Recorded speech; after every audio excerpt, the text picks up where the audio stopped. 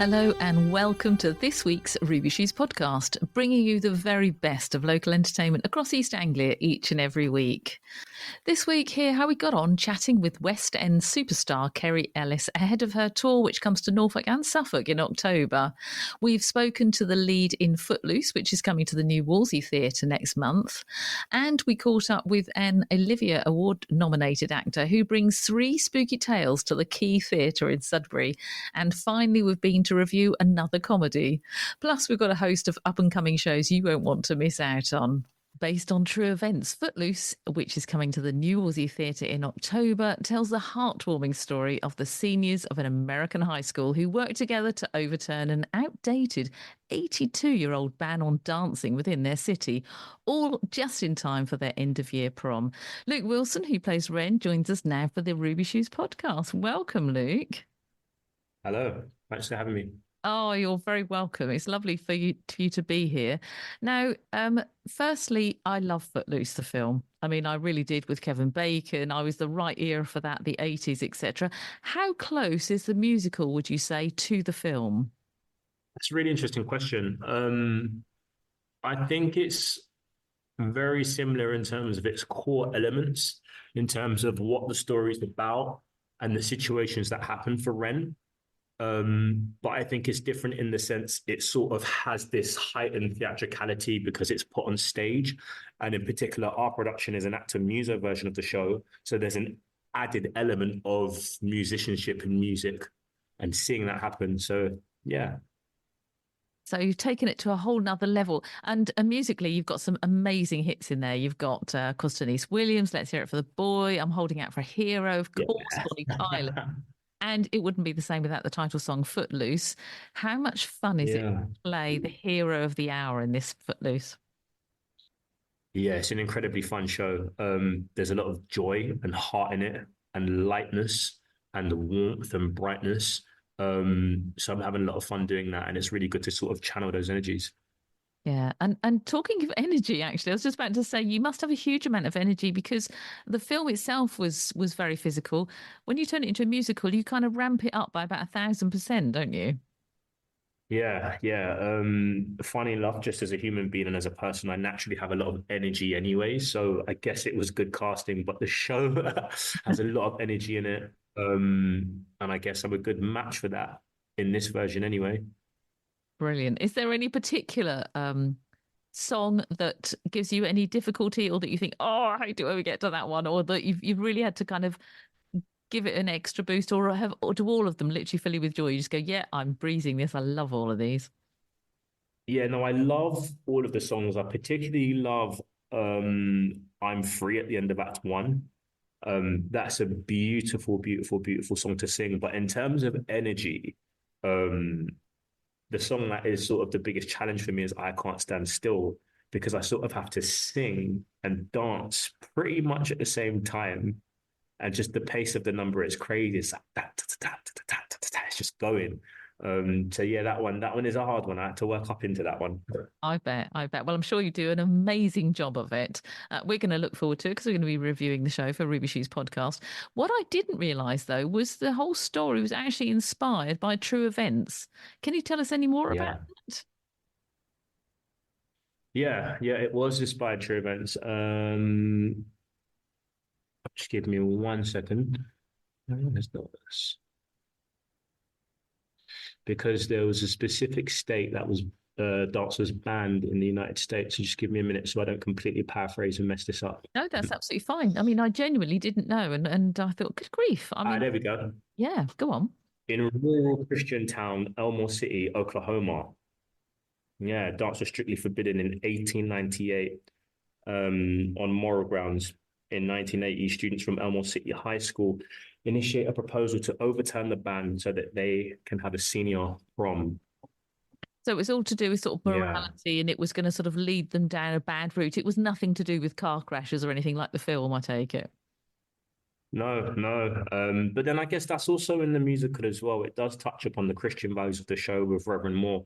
The specific event with the car crash is a fabricated event, but the sort of Christian ideals and conservative ideals that underpin it are completely true and happened in real life. Yeah. So Yeah, we celebrate it in theatre. Brilliant. Now, have you performed at the New Wolsey Theatre before, or is this your first time? First time at New Wolsey, first time going. So yeah, excited. Yeah, I bet. Oh, well, welcome to the New Wolsey Theatre. They're very lucky to have you, I'm sure. And have you done a role before that's similar to this, or is this very different to things that you've done in the past? Tell us a bit about your sort of journey so far. Yeah, this is very different for me. I haven't done a part that has, for me anyway, such a technical demand. In terms of vocally, I haven't done such a big sing. So it was quite a big jump for me to step into the technical demands of that. Um, it was physically demanding as well. But funny enough, I got injured at a point and we had to readapt the show. But the first version of the show was pretty difficult for me to do because there were certain dance demands that I had to meet and there were certain vocal demands that I had to meet, as well as carrying the narrative of the story. So that for me was very different, but exciting and good. And it pushed me. I've definitely taken things from it.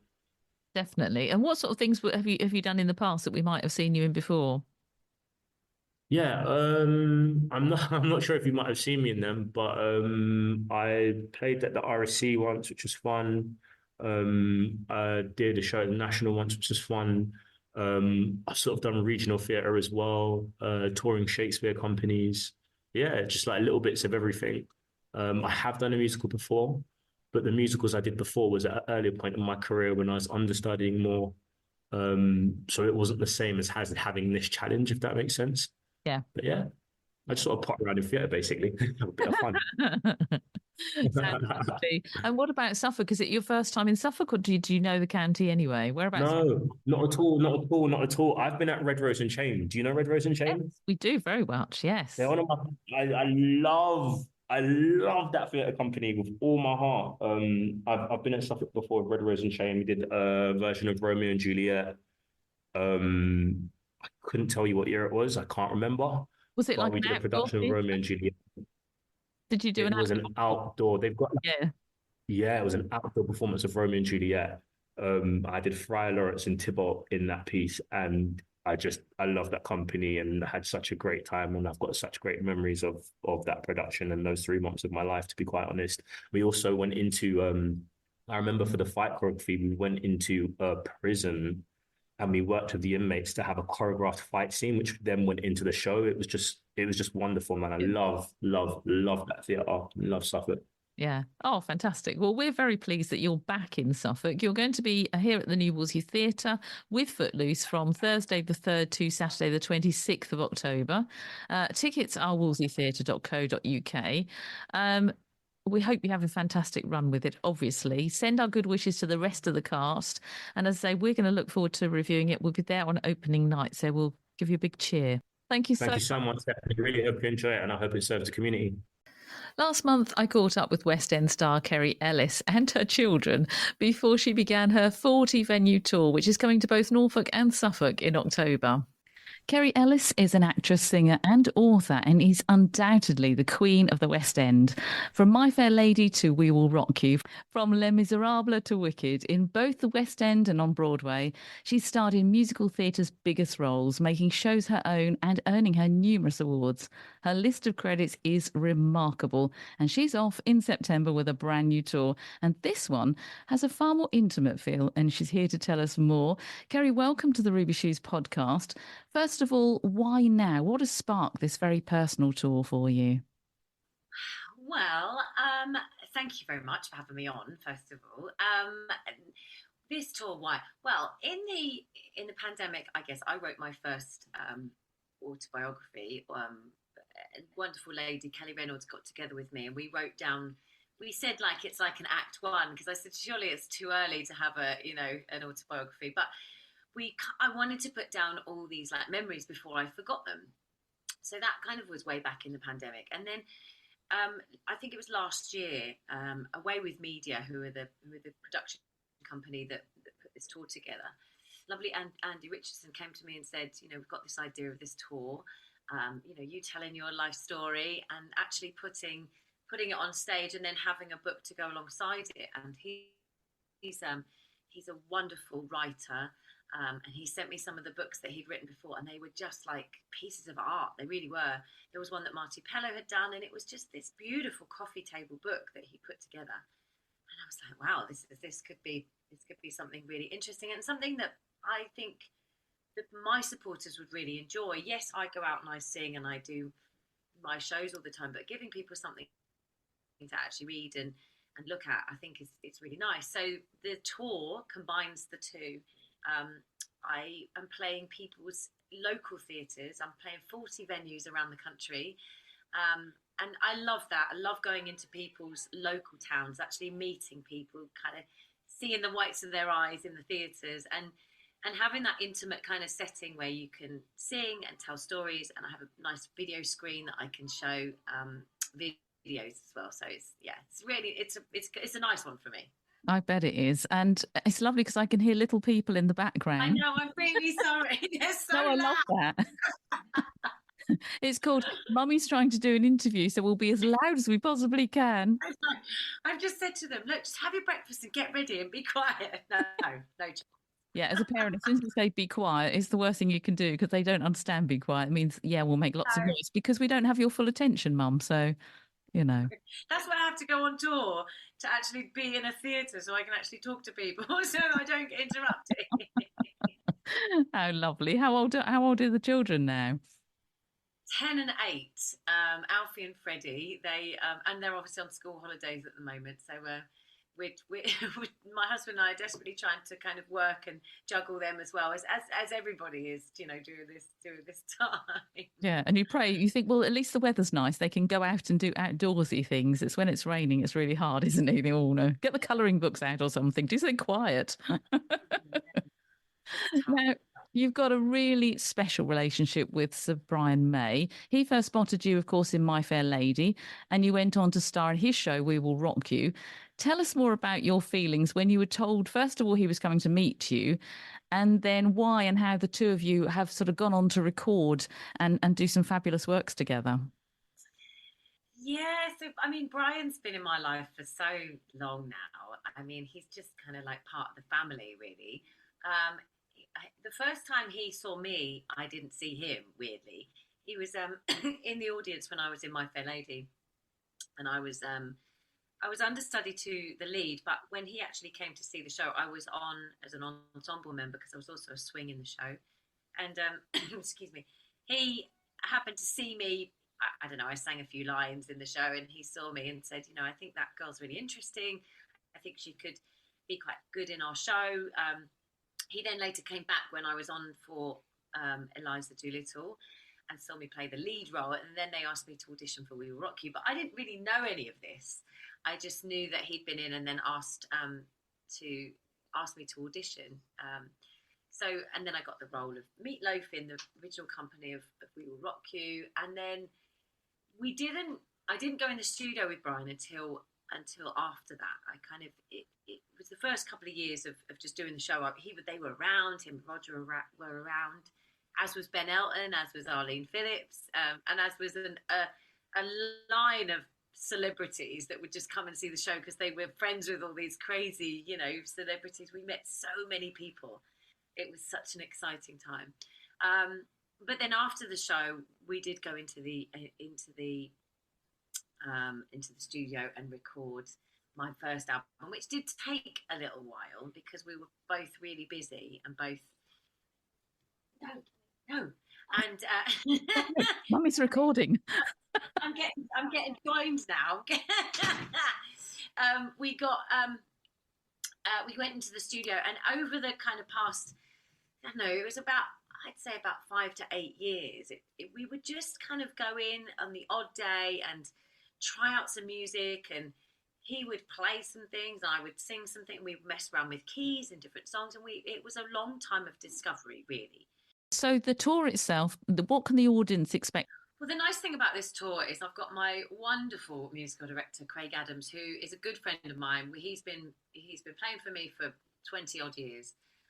So it'll be myself and him on piano, and I have a lovely screen where I can show some images and show some video footage. So lots of stories, lots of chat. And song-wise, well, the beauty about this is that because it's just me and Craig, we can change it up. And I know that people probably will come and see it once or twice. And so I wanted that kind of fluidity where I had the opportunity to change the songs up, which I probably will do. I mean, there'll probably be some standards in there, like something from Wicked and maybe something from Les Mis. But there will be the chance for me to just change it up and maybe sing different album songs. And maybe if somebody really wants to hear something, I can throw it in. It can be fluid because it's just me and Craig, and we have so much material between us that we can change it up. But yeah, there'll probably be something from my last album, the Kings and Queens album, because I haven't played loads of that. And yeah, just kind of those moments throughout the past 25 years. So maybe something from My Fair Lady and something from We Will Rock You. And yeah, and maybe if somebody shouts out, oh, do you know this? Maybe I'll play it. Wonderful. That sounds good. Well, we're very much looking forward to seeing you. It's the 2nd of October at King's Lynn Corn Exchange and the 24th of October in Bury St Edmunds at the Apex. And you can get details from both of their websites. Kerry Ellis, it's been a pleasure to talk to you. Thank you so much. It's lovely to meet you. Yeah, you too. Have a great day, won't you? And a good rest of the school holidays. Good luck. Yeah, thank you so much. Thank you. And if you'd like to know more about Kerry Ellis and her career to date, check out the full interview in the October issue of Suffolk and Norfolk Life magazine. We've also been chatting to Olivier Award nominee Gerard Logan about his new project coming to the Quay Theatre in Sudbury in Suffolk, which is simply called Hauntings. Friday the 11th of October, it's your chance to meet Olivier Award nominee Gerard Logan at the Quay Theatre in Sudbury. With leading roles in TV, film, radio and classical and contemporary theatre roles with the Royal Shakespeare Company, where he received the Olivier Award nomination for his work with the National Theatre. I'm pleased to say he joins us now for the Ruby Shoes podcast to tell us more about his latest role in Hauntings, as I say, which is coming to Sudbury Quay Theatre. Gerard, welcome to the Ruby Shoes podcast. It's good to be here, Steph. Hello. Thank you very much indeed. Now, Hauntings is 3 classic chilling ghost stories performed by you. It promises to be a spooky and spellbinding night of entertainment. Tell us more. Yeah. Well, yeah, it's 3 ghost stories, 2 by E.F. Benson, who was famous really for writing Map and Lucia stories, the Map and Lucia story, but he wrote ghost stories as well. And 1 by M.R. James, a very famous one called "Oh Whistle and I'll Come to You, My Lad." Yes, which is you probably know that one. Yeah, it's had a few TV versions made of it, and it's an absolute chiller. And I must be honest, it is true. I have in a very satisfying moments as an actor, but especially during the telling of that one, I've never known a reaction like that this one gets. Yes. And it's very, very satisfying. And it's brilliantly written. Yeah. And why these 3 ghost stories? How did it sort of come together? Did someone approach you and say, because you've clearly got a fantastic voice, and I can see that you've done voiceover work as well as all your acting, and I'm not surprised. Very nice of you to say. Or was it you? Is it something that you generated that you were interested in? Well, yeah, I mean, the thing is that, I love working with other actors, really. I do. So it'd never been a goal of mine to do a solo show, but I mean, I started off doing solo shows with when I was at the RSC years ago. I discovered The Rape of Lucrece, Shakespeare's The Rape of Lucrece, which is a narrative poem he wrote in 1594 when the theatres were closed because there was an outbreak of plague. So there was social distancing, theatres were closed. And I could not understand for the life of me why no one had presented this poem as a piece of solo theatre. The only thing I could come up with was that it was to learn of it, because it's 1,856 lines long. Wow. So that was the only reason. And I thought that it should be done as a piece of solo theatre, because as far as I could see, my judgment was anyway, that there was only one person in it, and that was the storyteller. And that Lucrece and Collatine and Tarquin and all the others, they arrived through the storyteller. And I'd seen other solo shows, which I'd really, really loved. And so I decided to do it. And that went very well. And then after that, we did Gareth Armstrong, the director, who's just fantastic. we developed another solo show about Oscar Wilde called Wilde Without the Boy, which is based on Oscar Wilde's De Profundis, which is the letter that he wrote to his lover from Reading Jail. And then we were trying to think of something else, and I've always loved ghost stories. I've always loved them, and I thought it would be a real challenge to just me telling ghost stories. It'd certainly stretch the acting muscles, and also I thought it would be something that audiences would really love, and I think they do, not because I'm so great, but because the stories are so great. The stories are really they're exactly what you'd expect. They're wintry, they're sinister, they're cruel, and they really open you up to the idea that just because you cannot see something, just because you can't hear it or feel it, that is not to say that it's not there. So you're going to play with the audience's mind, basically, aren't you? You're going to get right in there. And it's clearly worked, because this particular performance, Hauntings, has also won the stage best solo show at the Edinburgh Fringe. That's a really tough category to beat. So congratulations for that. You must be thrilled. Well, that's very nice of you. It's very nice of you to say that. I must correct you, Steph, there. This one has. I haven't been up to Edinburgh with this. It was Rape of Lucrece that won the my apologies. Stage best solo show. That's all right. That's all right. But so it's a very different kind of theatre, and you see also that's the other different thing about it, is that you're performing work which was meant to be read, and so it's very, very different. You have to try and be as invisible as possible and lead the audience by the hand as imperceptibly as they would be if they were reading it on their own at home by the fire, so to speak. Yeah, so it's I just love it. It's a great challenge, and I love stories, you know. Oh, me too. And I just think anybody that doesn't get into books, I feel so sorry for them, because you can lose yourself. But the idea of being in an intimate setting like the Quay Theatre in Sudbury, surrounded by other people that were all literally on the edge of their seats waiting for your next word, I think that you've probably hit on such a good and clever idea. And what a great month to do it in. That was, of course, Halloween's month of October. It's going to be a storm. Are you going to take this, and are you already taking this around the UK as a concept? Yeah. Yeah. I mean, last year I was all over the UK, and this year I'm all over the UK and Europe. Well, you say Europe. I'm going to Italy once. But I'm I just finished at the Oxford Playhouse, and then I go as far afield as Middlesbrough, and obviously the Quay Theatre, Chelmsford, Cheltenham, London. I've got about, between now and December, I've got about 20 odd shows, and Scotland I'm going to with it. People never get scared of people never get fed up of ghost stories. No, I don't think you ever, if you love ghost stories, you love them for life, don't you? Because they take you right back to that moment when you had the torch under the bed covers and you're reading them for yourself and then thinking, why am I doing this? Because I'm scaring myself. But this just, there's something about them. And I know this is going to go down really, really well for you. You've had numerous roles, and as I said before, you've also done voiceover work. Tell us some of the highlights for you, because you've had such a varied career as well. Well, I have to say that doing the solo shows has given me some of the greatest moments, professional moments of my life. No doubt about it.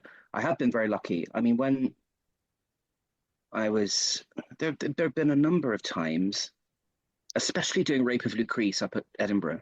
I think Edinburgh is the summit of everything, really, even more than the RSC or the National. I mean, I've seen work up at Edinburgh in shopping centres up in Edinburgh, you know, sort of makeshift theatres that would compete with anything. Well, better in some cases than stuff I've seen at the RSC.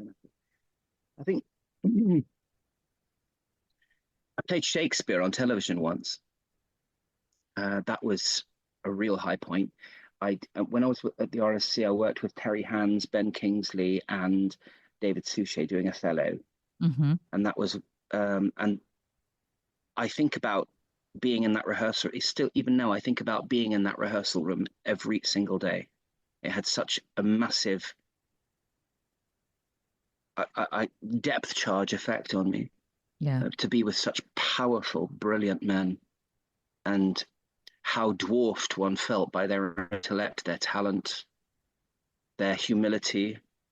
I worked with an actor up at the Manchester Royal Exchange called Espen Schonberg, who was a very great actor.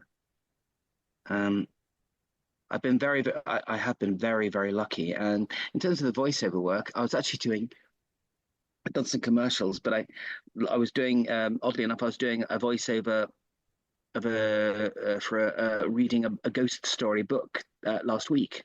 Oh, there you are, look. And yeah, and you do lots of different ones in different. I can do, because my family's Irish, I can do a perfect Irish accent, and so I was having to read the whole book in an Irish accent. So there's never a dull moment. So Go on, give us your best Irish accent, Gerard.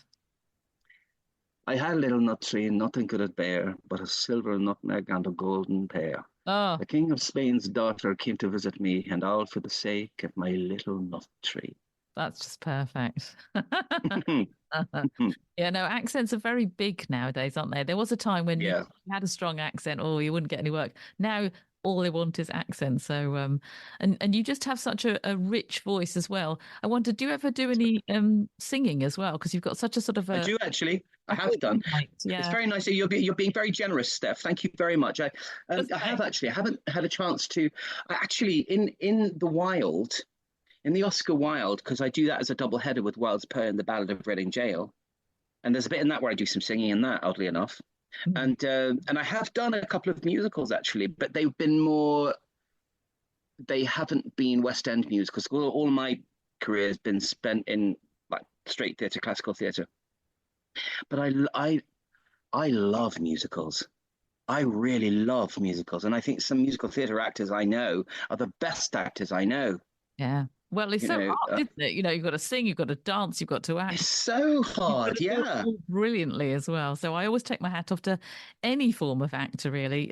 We're very much looking forward to seeing you on the 11th of October. It's the Quay Theatre in Sudbury, where we can catch you here in Suffolk. It's keithsudbury.com. We'd love to come along as well and review it for you for the Ruby Shoes podcast. That would be amazing if that's possible. I'd love that. Thank you. Tell us what's coming up after this. Have you got plans, or are you just literally concentrating on the Hauntings? Well, what I'm doing at the moment is because I've got 4 shows. I've got The Rape of Lucrece, I've got Wild Without the Boy, I've got Hauntings, and I've got another ghost story show called Night Terrors. And because it's only me, and I love that. I love the marketing. I love the performing. The traveling can sometimes get a bit a bit exhausting, but I'm very, very blessed. So what my wife and I at the moment are trying to work out is how, because what I do find very difficult is marketing all of the shows at the same time, because there's only me, and also I'm out performing. So what we're trying to do at the moment is really trying to figure out a way of marketing them all, a really good timetable, whereby, I'm just basically doing all the shows all the year round. You see, nobody wants to do ghost stories in summer. No, that's true. So in those months, I'll be wanting to play the Wild or Shakespeare. But also Gareth and I are always have our eye on doing maybe another ghost story show as well. So we're in the preliminary stages of rehearsing that as well. But also, I'd like to. Also, I just sort of keep my options open. I'd love to do some TV. I said love to do some TV. I'd like to.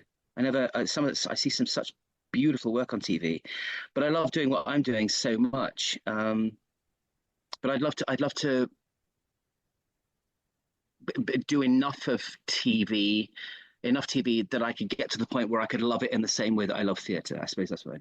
Yes, I do. I know what you mean. And I think I would be very surprised if we didn't see you on our screens very soon, Gerard, with all that talent. Very nice of you to say. And that rich accent. Very nice of you to say. That's going to work, I'm sure. It's been a pleasure to talk to you. Lovely to talk to you too. And do keep in touch and let us know about the other projects so we can chat about those as well sometime. I will do. Thank you so much, Steph. Finally, for this week on the Ruby Shoes podcast, we were out reviewing Table Manners at the new Wolsey Theatre. It's on until this Saturday, that's Saturday the 28th of September, and it's an Alan Ayckbourn play directed by Ben Roddy.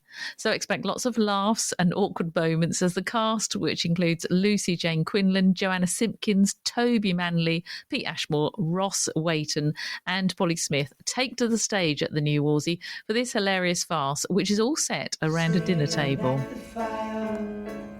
For hours and hours while I listen to you play your love songs all night long. Annie, dear. The journey, not too bad. Reg drove far too fast, but we got here. I've been looking forward to this weekend away for weeks. Weekend for barely a day. You have no idea how that dreary little house of mine gets me down. It's not bad. Try living there sometime. Not a decent shop, not a cinema, not even a hairdresser's apart from one place I can't go into because of the smell. I said to Rach, I said, you're an estate agent. So tonight we're at the Wolsey Theatre, just come out from Table Manners, another Alan Ayckbourn play. What is it with us and Alan Ayckbourn plays lately? Oh, I nearly fell down the stairs. Don't do that. I thought that was really well acted. I thought all the characters were really believable, and they must be exhausted because it's really fast paced and it's very emotionally draining, shall we say, for the actors. I'd say that they're so very good when you consider how much they have to learn. Yeah. And make it look fluid without having to stop and think about what they're saying, and all the actions and stuff, which are perfectly timed. It was like peering in the window of a family, well, a dysfunctional family, and it all happens around the dinner table. Hence the reason it's called Table Manners. But it was very funny, very Alan Ayckbourn. Very enjoyable. I saw you chuckling when they got to the bit about the woman saying, I've got to get home and clean the house. I was going to say, there did seem to be a lot of ladies who seemed to be relating to quite a lot of the jokes, as kind of reminded them of themselves, shall we say. Before we left and no one's been there. Yes. Very funny. No, a thoroughly enjoyable evening, so well done to the Wolsey and well done to the cast as well. Brilliant. For your tickets, go to wolseytheatre.co.uk. Next week on the Ruby Shoes podcast, we'll be chatting to comedian Milton Jones. In the meantime, here are some more great shows you just might like to check out. What's on across Suffolk with Stephanie McIntyre. Sponsored by Ruby Shoes Podcast, your weekly entertainment news podcast. Available from your smart speaker, Apple, Spotify, or you just follow Ruby Shoes Podcast on Facebook and click on the weekly podcast link to listen. There's a host of great shows on offer across Suffolk's magnificent theatres, and here's just a selection to tempt you. Wednesday the 2nd of October, for one night only, the Elvis World Tour comes to the Ipswich Regent Theatre. Sean Clush first exploded onto the UK scene when 6 million viewers tuned in to see him crowned the world's greatest Elvis live on BBC One. Soon after, Sean was also crowned the original Ultimate Elvis Tribute Artist Grand Champion in Memphis, Tennessee. Ben Thompson, winner of the Ultimate Elvis Tribute Artist contest in 2018, returns to the show performing for the 1968 comeback special after continuing to light up the stage year after year with his incredible energy and excitement displayed in every performance. And introducing, direct from the USA, the sensational Moses Snow, known as the new Prince of Rock and Roll after becoming the youngest Elvis tribute ever to be crowned Grand Champion in 2022. Moses brings a level of authenticity and onstage dynamism that gives fans a glimpse of what it was like to see the King in the 1950s as he burst onto the scene and took the world by storm. Don't miss the world's biggest, best and most successful Elvis tribute show, the Elvis Tribute Artist World Tour, direct from the USA. Go to ipswichtheatres.co.uk to book your tickets. Also on Wednesday the 2nd through to Saturday the 5th of October, The Highwayman comes to the Theatre Royal in Bury St Edmunds, directed by Adam Nichols. A fierce musical ride through love, larceny and 17th century debauchery. He's a dashing rogue, undeniably charming, and admirers fall over themselves for him. But beneath the wink and the smile lies a self-proclaimed sociopath, the Highwayman. Prepare yourself for a full-throttle musical gallop through the grimy underbelly of the 1600s England, where love is as dangerous as a back-alley brawl. Go to theatreroyal.org for more details. Thursday the 3rd of October through to Saturday the 26th of October at the new Wolsey Theatre. They're heading back to the 1980s this autumn to stage a spectacular new production of the explosive musical Footloose. When Ren and his mother move from Chicago to a small farming town, he's prepared for the inevitable adjustment to starting a new high school. But he's not prepared for the rigorous local edicts, including a ban on dancing. You know the rest. To get your hands clapping and feet tapping and your tickets, go to wolseytheatre.co.uk. Friday the 4th of October from 8 p.m, The Music of Adele by Candlelight is coming to Felixstowe Spa Pavilion. Featuring Jadelle, the UK's leading Adele tribute, and her incredible live band Rumour Has It, that is going to be an unforgettable evening packed full of the best-loved Adele hits. Felixstowe Spa Pavilion will be bathed in candlelight, so let's put water under the bridge and let the sky fall as we celebrate the music of one of the world's most iconic divas. Featuring hit after hit, including Rolling in the Deep, Chasing Pavements, Someone Like You, Turning Tables, this uplifting show will have you singing along and dancing in the aisles. So, hello, get your tickets now. Go to spapavilion.uk. You can always get in touch with us via our Facebook page. It's at Ruby Shoes Podcast. We love to hear about your forthcoming plays, your comedy nights, anything at all that you would like to tell our listeners about, and we'll come and chat to you and let everybody know all your lovely theatre news. And remember, you can listen again to any of the Ruby Shoes podcasts. You can click onto Apple or Spotify, or just click on the links on the Facebook page and they'll take you straight there. And follow us too for all the latest entertainment news. I'm Steph McIntyre. Thanks for listening. We'll chat more about live theatre and all kinds of entertainment next week. In the meantime, check out those socials. It's at Ruby Shoes Podcast. We're on Twitter or X, Facebook and Instagram, and we'd love you to follow us there too. Have a great week.